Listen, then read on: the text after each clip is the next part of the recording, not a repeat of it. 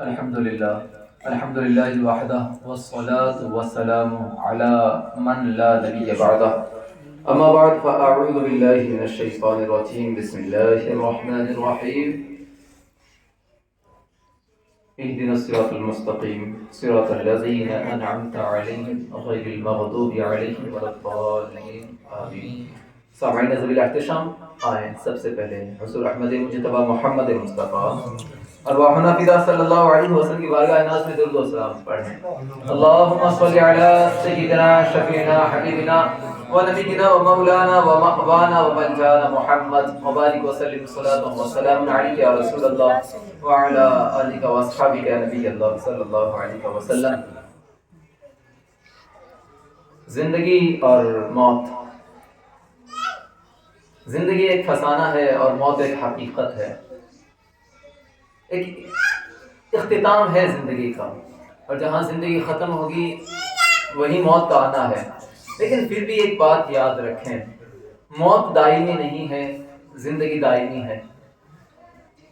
ہم اور آپ نے یہ سمجھ رکھا ہے کہ بندہ ہمیشہ زندہ نہیں رہتا، ہمیشہ مرے گا. جب سے مر گیا ایسا نہیں ہے. مرے گا ایک بار، دوبارہ سے زندگی عطا ہوگی، اور اس کے بعد جو زندگی عطا ہوگی وہ زندگی دائمی ہوگی. یہ جو زندگی ہے نا مزرع الآخرہ ہے. آقا کریم صلی اللہ علیہ وسلم فرماتے ہیں کہ دنیا یہ مزرع الآخرہ ہے، کھیتی ہے یہ دنیا. کس کی؟ آخرت کی. کیونکہ ہمیں کھیتی اچھی کرنی ہے، اس میں محنت کرنی ہے، تاکہ بعد میں جو اس کا نتیجہ ہمیں ملنا ہے وہ زیادہ اچھا ہو جائے. ہم اور آپ نے اس چند سالہ زندگی کو بہت کچھ سمجھا ہے، بہت کچھ ہی نہیں بلکہ سب کچھ سمجھا ہے. ہمیں پتہ ہوتا ہے کہ اس میں مجھے کوئی قدرت نہیں ہے. اگر میں تمنائیں بھی دوں تو میری تمنائیں پوری نہیں ہوتی ہیں. میری آرزویں آتی ہیں لیکن آرزویں پوری نہیں ہوتی ہیں. آقا کریم صلی اللہ علیہ وسلم فرماتے ہیں کہ انسان کی زندگی تھوڑی ہے اور امیدیں زیادہ ہیں. زندگی ختم ہو جائے گی، امیدیں ختم نہیں ہوں گی، یہاں تک کہ انسان کا پیٹ تو مٹی بھرے گی. مطلب بندہ لاکھ تمنائیں کرے، لاکھ آرزویں کرے، دنیا میں رہتے ہوئے اس کی ہر تمنا ہر آرزو پوری نہیں ہونے والی. پورا کب ہونے والا مسئلہ. لیکن یاد رکھیں میرا رب قدیر اتنا عظیم الشان ہے کہ اگر اس نے امید کرنے کی طاقت دی ہے نا تو اس نے امیدوں سے محروم نہیں رکھا. فرق اتنا ہے کہ یہاں جو امیدیں اس کے قابل نہیں، اللہ تعالیٰ اس سے روکتا ہے. اگر بندہ حرام چیزوں کی طلب کرتا ہے تو اللہ روکتا ہے کہ بندے اس کے قریب نہ جانا، نقصان تیرا ہے. اس میں حرام چیزوں کی جانب دیکھنا چاہتا ہے تو اللہ منع کرتا ہے کہ تیری آنکھیں اس قابل نہیں ہے، کیونکہ تجھے مر کر جنت میں اللہ تعالیٰ کو تو دیکھنا ہے نا. یہ بڑے مسئلے ہیں. اگر بندہ شراب پینا بھی چاہے تو اللہ تعالیٰ روک دیتا ہے کہ تجھے نہیں پینا، یہ حرام ہے. تیری عقل ڈھانپ لے گی، پھر تو اپنے گھر والوں کے ساتھ، اپنے رشتہ داروں کے ساتھ، اپنے بھائیوں کے ساتھ برا سلوک کرے گا. کہ اللہ تعالیٰ نے یہ امیدیں جو ہمیں رکھی ہیں ہمارے سینوں کے اندر، جس کی آپ تمنا کرتے ہیں کہ یہ یوں ہی دھری رہ جائیں گی، کہ یہ ختم ہو جائیں گی، ان کا کچھ وجود نہیں ہے. نہیں، ایسا ہرگز نہیں. رب قدیر عظیم ہے، اس کی قدرت کامل ہے. اللہ ایک صاف اعلان کرتا ہے، لا یکلف اللہ نفسا الا وسعها. بندے میں جتنی طاقت ہوتی ہے اللہ تعالیٰ اسے اتنا ہی وہ آزماتا ہے، اتنا ہی بوجھ دیتا ہے. اب بندے میں اگر امیدوں کی طاقت ہے نا، جتنی امیدیں مانگتا ہے، جتنی وہ تمنائیں کرتا ہے، ایسا نہیں کہ وہ اس کو ملنی نہیں ہے، ملنی ہے. لیکن ایک کنڈیشن، ایک شرط ہے کہ اگر بندے نے اللہ کی رضا پر زندگی گزار دی اور یہ چند سالہ زندگی کھیتی کی طرح محنت کر کے گزار کر چلا گیا، پھر آخرت میں جو اللہ کے یہاں پہنچے گا اور جنت مقام ہوگا اس کا، تو جو جو تمنائیں اس کی یہاں تھی اور جن جن باتوں سے اللہ نے یہاں روکا تھا، جنت میں اللہ تعالیٰ ان سے عظیم تر نعمتیں عطا فرمائے گا. کیا کہتے ہیں؟ شراب سے منع کیا، حرام چیز سے پینے سے منع کیا. کیوں؟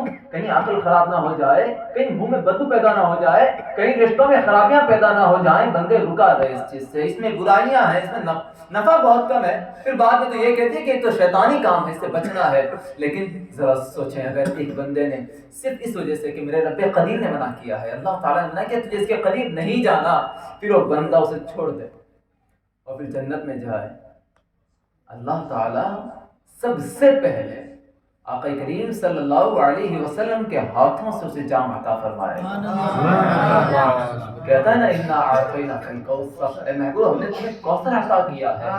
جانتے ہی یہ جام کیسا جام ہے؟ دنیا کی تمام لذت آمیز شرابیں اس کی ایک بو پر قربان کر دی جائیں۔ ہاں حلال چیزیں بھی تمام کی تمام اگر ہوں تو اتنا ہی کافی نہیں ہے کہ رسول اللہ صلی اللہ علیہ وسلم کے ہاتھوں سے ہمیں مل رہا ہے۔ وہ نہر اتنی پیاری ہے کوثر کہ گارا اس کا ہے نا وہ ہیرے جواہرات زمرد کا ہے، اس کے ارد گرد محلات قائم ہے، عنبر اور خوشبودار ہے اس میں، اور اس کا شہد سے زیادہ میٹھا تو اس کا پانی ہے، دودھ سے زیادہ تو سفید ہے، ستاروں کی مانند اس قدر چمکدار اس کے برتن ہیں، اور پھر جو ایک بار پی لے گا کبھی پیاسا بھی نہیں ہوگا۔ پھر تمام نعمتوں سے بڑھ کر یہ عظیم نعمت کے رسول اللہ اپنے دست سے پلائیں گے، یہ عظیم نعمت تو کیوں قربان نہیں کرنا چاہیے؟ ہم جو کام کرنے لگے نا دنیا میں، یہ دنیا تک تمام ہونا ہے۔ یہ حرام چیزیں جو کرتے ہیں، جن چیزوں میں ہم ملوث ہوتے ہیں، اللہ تعالیٰ کو بھول کر، اس کے فرمان کو بھول کر، یہ ایک لمحے کے لیے ہے، اس کی لذت ختم ہو کے رہ جاتی ہے، لیکن اس کے نتیجے جو ہے نا وہ دائمی ہیں، وہ لکھ لیا جائے گا۔ پھر نتیجہ کیا ہوگا؟ پھر آخرت میں رسوائیاں مقدر ہوں گی۔ ہاں اگر اللہ تعالیٰ نے یہاں روکا ہے نا کہ بندے اپنی آنکھ حیادار رکھنا، پاک رکھنا اپنی آنکھیں، عفت شعاری تجھ میں ہونی چاہیے، کہیں ایسا نہ ہو کہ تیری آنکھیں میلی ہو جائیں، تو کیا بندے میں اگر یہ طاقت رکھیے تو اللہ تعالیٰ سے محروم لگے گا؟ نہیں، اللہ تعالیٰ اسے حور عین عطا فرمائے گا، نہیں وہ نوازے گا، وہ بہت نوازے گا۔ نعمتوں کی بات کرے، بندہ سوچتا ہے اس کے پاس بہت خزانے ہونے چاہیے، بڑے بڑے محلات ہونے چاہیے، اگر بازو میں طاقت ابھی نہیں ہے کہ وہ کما سکے اتنا، اس کا مقدر اتنا نہیں ہوا تو یہ سمجھے کہ میں نے محلات کی تمنا کی تھی، آرزویں کی تھی، سب گھڑی رہ گئی۔ نہیں، اگر اللہ کی رضا میں زندگی گزاری ہے تو جنت میں اللہ تعالیٰ محلات پر عطا فرمائے گا۔ اتنا ہی نہیں، آرزویں دنیا میں کی ہوئی پوری نہیں ہوتی ہیں، لیکن جنت میں تو قرآن یہ کہتا ہے کہ بندہ پہنچے گا، جو تمنا کرے گا، ابھی دل میں آرزو پیدا ہوئی ہے کہ وہ نعمت اسے عطا کر دی جائے گی۔ دنیا کچھ نہیں ہے، آخرت سب کچھ ہے، اور اس میں سب سے بہتر اللہ تعالیٰ اس کے رسول صلی اللہ علیہ وسلم کا دیدار عظیم ہے۔ اور پھر وہ آنکھ بھی کس کام کی جس آنکھ میں رسول اللہ صلی اللہ علیہ وسلم کو دیکھنے کی تمنا پیدا نہ ہوئی ہو، اور جس آنکھ کو اللہ تعالیٰ کو دیکھنے کی تمنا پیدا نہ ہوئی ہو۔ ایک مسلمان کیا اسے یہ تمنا نہیں ہونی چاہیے کہ میں اپنی آنکھوں کو اس قدر صاف رکھوں، اس قدر اچھی رکھوں، اس قدر خوبصورت رکھوں کہ جب میں اللہ تعالیٰ کے دیدار کو اپنی آنکھیں اٹھاؤں تو مجھے شرمندگی نہ ہو کہ ان آنکھوں سے میں نے غیر کو دیکھا تھا؟ نہیں نا، لطف یہ ہونا چاہیے، اتنی پاکیزہ ہونی چاہیے جو اس کے قابل ہو۔ کیا ہوتا ہے گھر میں مہمان آ رہے ہوتے ہیں نا، اور مہمان جب خاص ہوا کرتے ہیں تو ہم لوگ کیا کرتے ہیں کہ اہتمام کرتے ہیں، اس کے لیے برتن بھی وہ نکالتے ہیں جو کسی کے لیے نہ ہو، ایک دم صاف ستھرے نئے چمکدار کے قابل نہ ہو، شایان شان نہ ہو تو خرید کر بازار سے لاتے ہیں ہم لوگ۔ اس کے بستر کا انتظام نہ ہو تو اچھا بستر کرتے ہیں، کیوں؟ شایان شان۔ میرا رب تو کچھ نہیں مانگتا، اللہ تو کچھ بھی نہیں مانگتا۔ ہاں طلب کس کے؟ ساری ہماری ہے، آرزویں سب ہماری ہیں، وہ تو صمد ہے نا، وہ بے نیاز ہے، وہ بے نیاز ہے، اسے نہیں چاہیے، وہ تو دینے والا ہے، عطا کرنے والا ہے۔ اب ذرا سوچیں، جب دیدار ہو اللہ تعالیٰ کا، آنکھیں ہماری ہوں جو زوال پذیر ہوں اور حسن لا زوال ہو، طاقت نہیں ہمیں دیکھنے کی۔ یاد رکھیں، دنیا میں رہتے ہوئے اگر کوئی یہ کہے کہ اللہ مجھے اپنا دیدار کرا دے، جائز نہیں ہے، یہ جائز نہیں ہے۔ ہاں مرنے کے بعد یا خواب میں اگر دیدار کی تمنا کی جائے تو جائز ہے۔ اور پھر جنت میں سب سے نعمت اور سب سے عظیم نعمت یہی ہے کہ اللہ تعالیٰ کا دیدار ہوگا۔ اس وقت اللہ تعالیٰ ان آنکھوں کو وہ خاص نعمت اور خاص قوت عطا کرے گا جو خاص دیدار الہی کے لیے ہوگی۔ لیکن بہت کچھ نوازا جانا ہے، ابھی ہمارے مقدر میں وہ نعمتیں بھی ہیں جنہیں ہم چاہتے بھی نہیں ہیں، لیکن اللہ جانتا ہے ہمیں کیا کیا ہے، ہمیں کیا کیا ملنا ہے۔ اب ہم دیکھیں، محفل ہے احسان ثواب کی، اس کے اندر خوبصورت باتیں ہونی چاہیے ہماری، مختصر ہم لوگ ہیں، اور ایک بات ہونی چاہیے، بندہ جو اللہ کا ذکر کرتا ہے اور ایک بندہ اللہ کا ذکر نہیں کرتا، ان کی مثال حدیث پاک میں آتی ہے۔ آقا کریم فرماتے ہیں کہ جو بندہ اللہ کا ذکر کرے اور جو بندہ اللہ کا ذکر نہ کرے وہ مردہ اور زندہ کی مانند ہے۔ جس نے ذکر الہی کیا گویا کہ وہ شخص زندہ ہے، اور جس کی زبانیں اللہ تعالیٰ کے ذکر سے محروم ہو گئی وہ مردہ ہے۔ اور صوفیہ فرماتے ہیں کہ اللہ تعالیٰ کی معرفت، اللہ تعالیٰ کی پہچان ہی حقیقت میں دلوں کی زندگیاں ہیں۔ آپ ذرا غور کریں، ہم میں جو لوگ اللہ تعالیٰ کا ذکر کثرت سے کرتے ہیں، سچے دل سے اس کو یاد کرتے ہیں، وہ رحم دل ہوا کرتے ہیں۔ وہ کسی غریب کو بھی دیکھ لیتے ہیں تو ان کی آنکھیں بھیگ جایا کرتی، ان کے ہاتھ تنگ نہیں ہوا کرتے، کشادہ ہوا کرتے ہیں۔ لیکن جن کی زبانوں پر اللہ کا ذکر نہیں ہوتا، جن کے دلوں میں رسول اللہ کی یادیں نہیں ہوتی، وہ بہت سخت دل کے ہوا کرتے ہیں، بے ضمیری ان میں ہوا کرتی ہے۔ آج مسلمانوں کا حال ایسا ہی ہو گیا ہے، ہم نے اللہ کا ذکر کرنا چھوڑ دیا۔ اللہ کا ذکر، پھر آقا کریم صلی اللہ علیہ وسلم کے ذکر بات آتی ہے، آقا فرماتے ہیں البخیل اذا ذکرت عندہ، کہ جب میں اس کے پاس ذکر کیا جاؤں فلم یصلی علیہ، تو وہ مجھ پر درود نہیں پڑھتا۔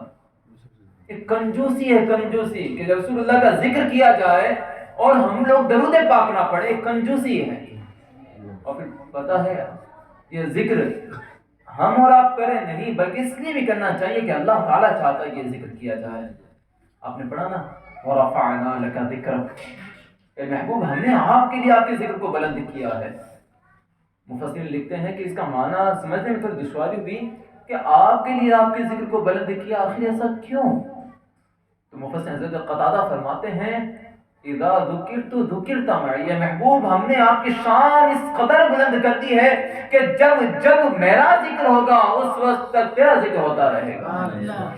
یہ جانتے ہیں کتنی عظیم باتیں ہیں، یہ کتنی خوبصورت باتیں ہوا کرتی ہیں۔ کچھ مقامات ایسے ہیں جہاں اللہ تعالیٰ اس کے رسول کا نام ساتھ نہیں لیا جاتا۔ کچھ جگہ ہے اذان رسول اللہ کا ذکر، اللہ کے ذکر ساتھ ہے، ہر محفل میں اللہ کا ذکر ساتھ ہے، قرآن ہے، کلمہ ہے، توحید اور رسالت سب جگہ پر ہے۔ لیکن علماء فرماتے ہیں کہ جب جانور کو قربان کیا جاتا ہے، چھری چلتے وقت رسول اللہ کا نام نہیں آتا ہے۔ کیوں نہیں آتا؟ کیونکہ آقا کریم صلی اللہ علیہ وسلم کی صفت سراسر رحمت ہے، رحمت، اور جب چھری چلتی ہے تو اس وقت رحمت طلب نہیں ہوتی ہے، اس وقت کچھ تکلیف ہو رہی ہوتی ہے، اور رسول اکرم صلی اللہ علیہ وسلم کا نام ایسی جگہ نہیں لیا جاتا جہاں کسی کو کچھ بھی احساس ہو۔ لیکن اللہ تعالیٰ کا نام اس لیے ہے کہ تو وہ جبار بھی ہے، وہ قہار بھی ہے، اس کا نام آ سکتا ہے۔ اور پھر فرماتے ہیں کہ جہنم کے دروازے پر رسول اللہ کا نام نہیں لکھا گیا ہے، وہاں صرف اور صرف اللہ کا نام لکھا گیا ہے، کیونکہ جہاں رسول اللہ کا نام لکھ دیا جائے وہ رحمت الہی جلوہ گر ہو جایا کرتی ہے۔ اگر وہاں لکھ دیا جاتا تو پھر عذاب میں کیسے مبتلا کیا جاتا؟ یہی ایک سبب ہے کہ آج ہم لوگوں کو دیکھ لیں، کون سا گناہ ہم میں نہیں ہے، کون سی برائی ہم میں نہیں ہے، لیکن عذاب کیوں نہیں ٹوٹ پڑتا؟ اللہ کا آسمان ہم پر کیوں نہیں گر جاتا؟ یہ زمین کیوں نہیں پھٹ جاتی جو پچھلی قوموں پر آئی ہے؟ فقط صرف ایک سبب ہے، وہ وما كان الله ليعذبهم وانت فيهم۔ اے محبوب آپ جلوہ فرما ہو تو اللہ تعالیٰ کی یہ شان نہیں کہ عذاب میں مبتلا کر دے۔ یہ نبی رحمت کا صدقہ ہے ہم لوگوں پر۔ اور اس کے علاوہ جتنے مقامات ہیں ہر جگہ اللہ تعالیٰ کا ذکر، رسول اللہ صلی اللہ علیہ وسلم کا ذکر ساتھ میں آیا ہے۔ ہم پر لازم ہے کہ نہیں ہے کہ جب ہم ذکر کی محفلیں سجائیں تو اللہ تعالیٰ کا ذکر، رسول محتشم صلی اللہ علیہ وسلم کا ذکر ہو۔ اور پھر اصال ثواب کے لیے دیکھیں، اصال ثواب میں چند چیزیں سمجھنے کی ہے۔ اصال ثواب کیا کیا جائے، یہ بات سمجھیں ذرا، کیا اصال ثواب کریں؟ ہم کہتے ہیں کہ مسجد کے اندر کچھ رکھوا دیتے ہیں، قرآن مجید کی پیٹی رکھوا دی ہے، کچھ اصال ثواب دلیاں رکھوا دی ہے، مدرسوں کے اندر ہم نے کچھ دے دیا ہے۔ لیکن ایک بات سمجھیں، سب سے پہلا مسئلہ اصال ثواب کا یہ ہے کہ آپ امت مسلمہ کا بھلا کریں، مخلوق کا بھلا کریں، یہ سب سے اصل ہے۔ مسجد میں رکھوانا بعد کا مسئلہ ہے، مدرسہ میں دینا بعد کا مسئلہ ہے، پہلے ضرورت مندوں کی ضرورت پورا کرنا مسئلہ ہے۔ کیونکہ آقا کریم صلی اللہ علیہ وسلم کے صحابی حضرت سعد بن ابی وقاص رضی اللہ تعالیٰ عنہ کی والدہ کا انتقال ہوا، اور یہی وہی صحابی ہیں جن کے متعلق رسول اللہ کہا کرتے تھے اے سعد بن ابی وقاص تم پر میرے ماں باپ قربان ہوں۔ ان کی والدہ کا انتقال ہوا، بارگاہ رسالت میں آپ صلی اللہ علیہ وسلم میں آئے کہ یا رسول اللہ علیہ الصلوۃ والسلام میری والدہ کا انتقال ہو گیا، صدقہ کیا کروں؟ آقا کریم نے فرمایا کہ پانی کا کنواں کھدوا دو۔ جو کنواں کھدوا دیا تیار ہوا، پھر آقا کریم صلی اللہ علیہ وسلم کنویں پر گئے اور کہنے لگے ہذہ لأم سعد، یہ کنواں جو ہے نا یہ ام سعد کا ہے، یعنی سعد کی ماں کے لیے ہے۔ اب تھوڑا سا سمجھیں ہمارا دین کیا ہے، شریعت کیا ہے۔ ہم لوگوں نے جس انداز سے لوگوں کو سمجھایا دین، یہ دین نہیں ہے۔ اصل دین یہ ہے، بھلا کرنا یہ ہوتا ہے۔ پہلے کیا تھا، وہ تھا عرب کا دور، زمین عرب کی تھی، وہ تپتی زمین تھی، وہاں پانی سے آسانی سے میسر نہیں ہوتا تھا، اور سفر ہماری طرح آسائشوں والا نہیں تھا، بڑا پریشان کن تھا، مہینوں گزر جاتے تھے لوگوں کو سفر کے اندر، پانی کہیں ملا نہیں کرتا تھا۔ آقا کریم صلی اللہ علیہ وسلم سے پوچھا گیا صدقہ کیا کرنا ہے ماں کے لیے؟ آقا نے کیا کہا کنواں کھدواؤ، تاکہ ہر آتا جاتا راہگیر کہیں پانی نہ ملتا ہو تو تیری ماں کے نام پہ جو کنواں بنایا گیا ہے اس پر پانی پی لیا کرے۔ یہ ہے دین، یہ ہے شریعت اصل میں۔ اگر آپ کو اللہ نے نوازا ہے، آپ مسجد میں بعد میں رکھوائیں، مدرسہ میں بعد میں رکھوائیں، پہلے آپ نے تلاشیں کہ آپ کے آس پاس کے اندر کوئی غریب ایسا ہے جسے ضرورت ہے کھانے پینے کی، آپ اسے دیں، یہ صدقہ سب سے بہتر ہے۔ وہ دل سے دعائیں نکلتی ہیں تو مغفرت مقدر ہو جایا کرتی ہیں۔ اور ایک ہماری ذمہ داری یہ ہوتی ہے، کیونکہ آقا نے جو عمل بتایا ان میں سے ایک ہے کہ نیک اولاد جو ماں باپ کے لیے دعا کرے۔